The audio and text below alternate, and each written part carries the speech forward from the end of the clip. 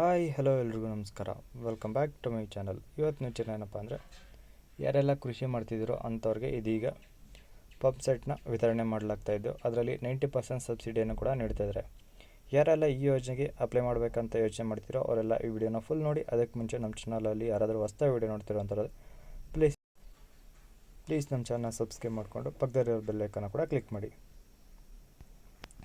ಇನ್ನು ಇವತ್ತಿನ ವಿಚಾರ ನೋಡೋದಾದರೆ, ಕೃಷಿ ಹಾಗೆ ತೋಟಗಾರಿಕೆ ಇಲಾಖೆ ಕಡೆಯಿಂದ ರೈತರಿಗೆ ಇದೀಗ ಕೃಷಿ ಚಟುವಟಿಕೆಗಳಲ್ಲಿ ನೀರಾವರಿ ಸೌಲಭ್ಯವನ್ನು ಒದಗಿಸುವ ಶೇಕಡ 90%ನೊಂದಿಗೆ ಡೀಸೆಲ್ ಪಂಪ್ಸೆಟ್ನ ಒದಗಿಸಿಕೊಡಲಾಗ್ತಾಯಿದ್ದು,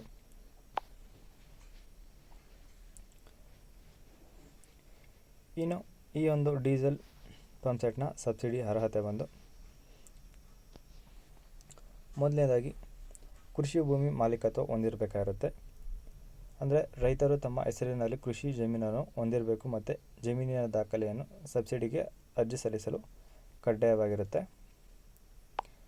ಇನ್ನು ಎರಡನೇದಾಗಿ ಬಂದು ನೀರಿನ ಮೂಲ ಇರಬೇಕು. ಅಂದರೆ ಡೀಸೆಲ್ ಪಂಪ್ಸೆಟ್ಟಿಂದ ನೀರು ಹೊಡೆಯೋದಕ್ಕೆ ನಿಮಗೆ ನೀರು ಇರಬೇಕಾಗಿರುತ್ತೆ. ಸೊ ಅದಕ್ಕೆ ನೀವು ರೈತರ ಬಳಿ ಕೃಷಿ ಹೊಂಡ ಅಥವಾ ಕಾಲುವೆ ಅಥವಾ ಇತರೆ ಯಾವುದೇ ನೀರಾವರಿ ಮೂಲ ಹೊಂದಿರಬೇಕಾಗಿರುತ್ತೆ. ಒಂದು ವೇಳೆ ನಿಮ್ಮಲ್ಲಿ ನೀರಿನ ಮೂಲ ಇಲ್ಲ ಅನ್ನೋದಾದರೆ ಅವರು ಕೃಷಿ ಹೊಂಡಕ್ಕೆ ನಿರ್ಮಾಣಕ್ಕೆ ಅರ್ಜಿಯನ್ನು ಅಪ್ಲೈ ಕೂಡ ಮಾಡಬಹುದಾಗಿರುತ್ತೆ.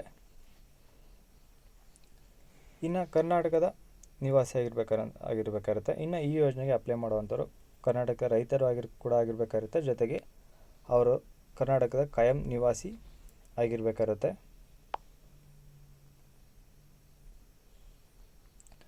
ಇನ್ನು ಈ ಒಂದು ಯೋಜನೆಗೆ ಅಪ್ಲೈ ಮಾಡಲು ಬೇಕಾಗಿರುವಂಥ ಯಾವೆಲ್ಲ ಡಾಕ್ಯುಮೆಂಟ್ಗಳು ಬೇಕಪ್ಪ ಅಂತ ನೋಡೋದಾದರೆ, ಮೊದಲನೇದಾಗಿ ಅಪ್ಲೈ ಮಾಡ್ತಿರೋವಂಥವ್ರದ್ದು ಅರ್ಜಿ ಕಾರ್ಡ್ ಆಧಾರ್ ಕಾರ್ಡ್ ಇರಬೇಕಾಗಿರುತ್ತೆ. ಅದನ್ನು ನೀವು ಅರ್ಜಿದಾರ ಗುರುತಿನ ದೃಢೀಕರಣಕ್ಕಾಗಿ ಹೊಂದಿರಬೇಕಾಗಿರುತ್ತೆ. ಇನ್ನು ರೇಷನ್ ಕಾರ್ಡ್ ಕೂಡ ಇರಬೇಕಾಗಿರುತ್ತೆ. ಜೊತೆಗೆ ನಿಮ್ಮದು ಪಾಸ್ಪೋರ್ಟ್ ಸೈಜ್ ರೀಸೆಂಟ್ ಫೋಟೋ, ನಿಮ್ಮದು ಪಾಸ್ಪೋರ್ಟ್ ಸೈಜು ಫೋಟೋ ಇರಬೇಕಾಗಿರುತ್ತೆ. ಮತ್ತು ನಿಮ್ಮ ಹೆಸರಿನಲ್ಲಿ ಬ್ಯಾಂಕ್ ಪಾಸ್ಬುಕ್ ಇರಬೇಕಾಗಿರುತ್ತೆ.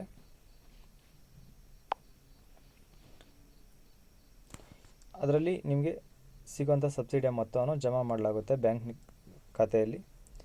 ಇನ್ನು ಜಮೀನಿನ ಪಹಣಿ ಕೂಡ ಇರಬೇಕಾಗಿದ್ದು, ನಿಮ್ಮ ಹೆಸರಲ್ಲಿರುವಂಥ ಪಹಣಿನ ನೀವು ಸಬ್ಮಿಟ್ ಮಾಡಬೇಕಾಗಿರುತ್ತೆ ಅಪ್ಲೈ ಮಾಡಬೇಕಾದ್ರೆ. ಇನ್ನು ನೀರಿನ ಮೂಲದ ದೃಢೀಕರಣ ಪತ್ರ ಕೂಡ ಕೊಡಬೇಕಾಗಿರುತ್ತೆ. ಅಂದರೆ ಕೃಷಿ ಹೊಂಡ ಅಥವಾ ಇತರೆ ನೀರಾವರಿ ಮೂಲದ ಡಾಕ್ಯುಮೆಂಟ್ ಕೂಡ ನೀವು ನೀಡಬೇಕಾಗಿರುತ್ತೆ.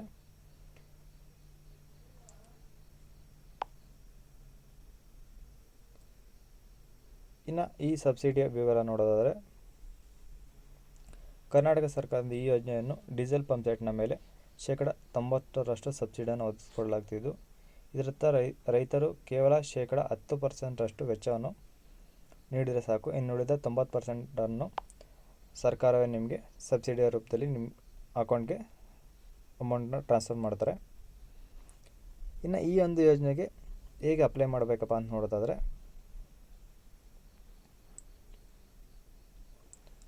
ದಾಖಲೆಗಳ ಸಂಗ್ರಹಣ ಮೇಲೆ ತಿಳಿಸಿದ ಎಲ್ಲ ದಾಖಲೆಗಳನ್ನು ನಿಮ್ಮ ಬಳಿ ತಗೊಂಡು ರೈತರ ಸಂಪರ್ಕ ಕೇಂದ್ರ ಭೇಟಿ ನೀಡಿ. ಅಂದರೆ ನಿಮ್ಮ ನಿಯರೆಸ್ಟ್ ಇರೋಂಥ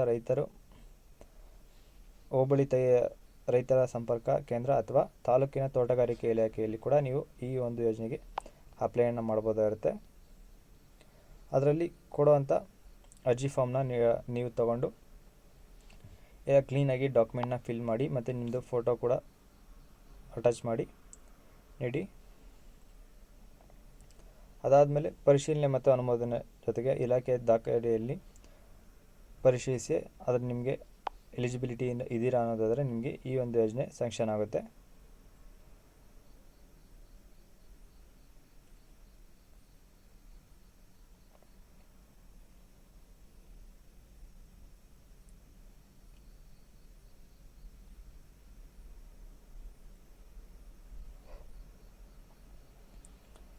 ಇನ್ನು ಇವತ್ತಿನ ವಿಡಿಯೋದಾಗಿದ್ದು, ಈ ವಿಡಿಯೋದ ಬಗ್ಗೆ ನಿಮ್ಮ ಅನಿಸಿಕೆನ ಕಮೆಂಟ್ ಮೂಲಕ ತಿಳಿಸಿ. ಹಾಗೆ ಈ ಒಂದು ಯೋಜನೆಗೆ ಅಪ್ಲೈ ಮಾಡ್ತಿರೋ ಅಂತ ಎಲ್ಲರಿಗೂ ನನ್ನ ಕಡೆಯಿಂದ ಬರೀ ಆಲ್ ದ ಬೆಸ್ಟ್ ಅಂತ ಹೇಳ್ತಾ, ಈ ಯೋಜನೆ ಬಗ್ಗೆ ನಿಮಗೆ ಏನಾದರೂ ಡೌಟ್ ಇತ್ತಪ್ಪ ಅಂದರೆ ಕಮೆಂಟ್ ಮಾಡಿ. ಇದೇ ಥರದ ಹೆಚ್ಚಿನ ಯೋಜನೆಗಳಿಗಾಗಿ ತಪ್ಪದೆ ನಮ್ಮ ಚಾನಲ್ ಸಬ್ಸ್ಕ್ರೈಬ್ ಮಾಡಿಕೊಂಡು ಪಕ್ಕದಲ್ಲಿರೋ ಬೆಲ್ ಐಕಾನ್ ಕೂಡ ಕ್ಲಿಕ್ ಮಾಡಿ. ಹಾಗೆ ಹಾಗೆ ಈ ಒಂದು ಯೋಜನೆ ಬಗ್ಗೆ ಎಲ್ಲರಿಗೂ ಶೇರ್ ಮಾಡಿ ಅಂತ ಹೇಳ್ತಾ, ನೆಕ್ಸ್ಟ್ ವೀಡಿಯೋ ಸಿಗೋ ತನಕ ಎಲ್ಲರಿಗೂ ಇದೇ ಥರ ನಮ್ಮ ವಿಡಿಯೋನ ಸಪೋರ್ಟ್ ಮಾಡ್ತಾ ಇರಿ. ಹಾಗೆ ಧನ್ಯವಾದಗಳು.